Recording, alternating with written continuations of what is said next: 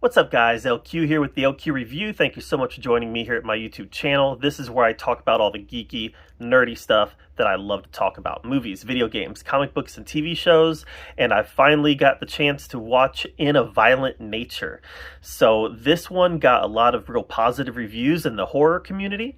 I missed it in theaters, so when I found out that it was streaming on Shudder, I just had to check it out. I'm a huge fan of the Friday the 13th movies. They were kind of my introduction to slasher films, that and the Nightmare on Elm Street movies. So those are kind of the two franchises that I have the most nostalgia for as far as slasher films are concerned. So knowing that this character, Johnny, draws a lot of inspiration from Jason Voorhees, definitely very interested in it. And the concept of following the Jason Voorhees character, Johnny, following Johnny instead of following the victims, I thought that was a very novel concept in a slasher movie. I don't know if we've ever seen anything quite like that tried before. And I was very concerned about how I thought it would turn out. Thought maybe it would get a little boring, just having Johnny walking through the woods a lot. You know, what does Jason do in his spare time? You know, does he just walk around? Does he hang out? Does he just sit there? I don't know.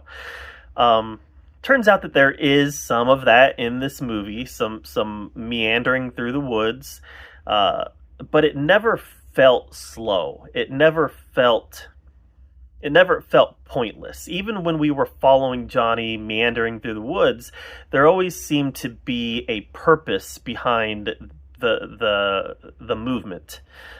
Never really felt like, all right, what's happening here? So I guess meandering is probably the wrong word. You know, when we were following Johnny trekking through the woods to his next victim, that it never felt pointless, even though there is that component in this film. Initially, when the film started, you know, I felt like it wasn't all that heavy on the gore. And honestly, with slasher movies, I could take or leave gore. And I think I'm kind of a minority in the fan community when it comes to slasher films. I think most people really like their gore, their carnage candy. For me, I'm more interested in story. So, you know, even if it's like a PG-13, even if it's something that's kind of light on gore, like some of the early Scream movies, or I Know What You Did Last Summer, or some of those, or even the ones that go real heavy into it, I could take it or leave it, honestly. If it's there, fine. If it's not there, fine. I just want to be entertained. So when this movie initially started, I felt like it was a little light on the gore. But boy, oh boy, oh boy.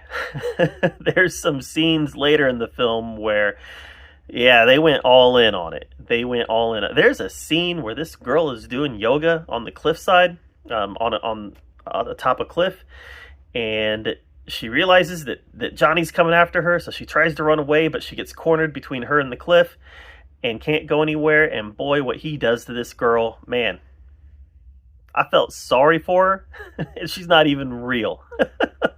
That was the kind of the highlight of the film for me as far as gore is concerned.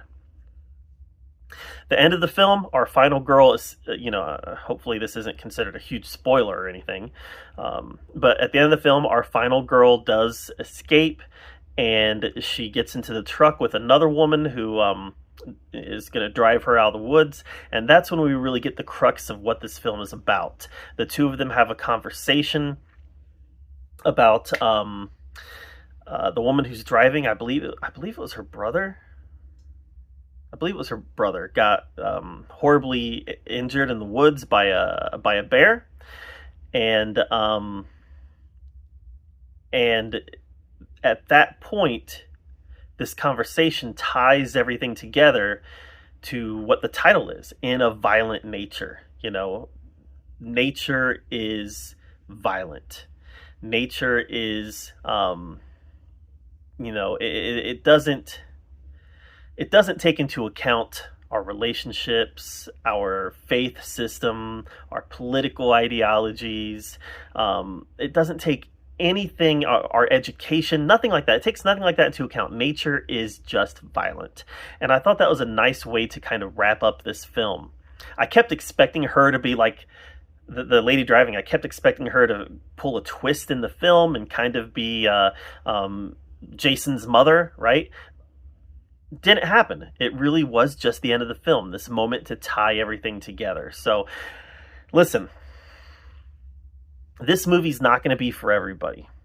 Simply based on its story structure, it's not going to be for everybody because the story structure is very unconventional. The story structure is very unconventional. It's not your typical slasher story where we're introduced to the final girl, we're introduced to the group of friends, killer comes, everybody dies except for the final girl, maybe the final girl's boyfriend, and they defeat the killer at the end.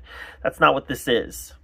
This is, we meet people along the way that become victims of Johnny, and one of them happens to be the final girl. So, definitely a different take on the story structure. I enjoyed it. I don't know. This is a concept that I think would wear thin very quickly, but it didn't wear thin in one movie. So I enjoyed it. I thought this was a good movie, and I would watch it again. But it's not going to be for everybody. So that being said, what were your thoughts on In a Violent Nature? Did you like it? Did you not like it? Let me know in the comments down below. While you're down there commenting, subscribe to my channel. And until next time, we'll see you guys later.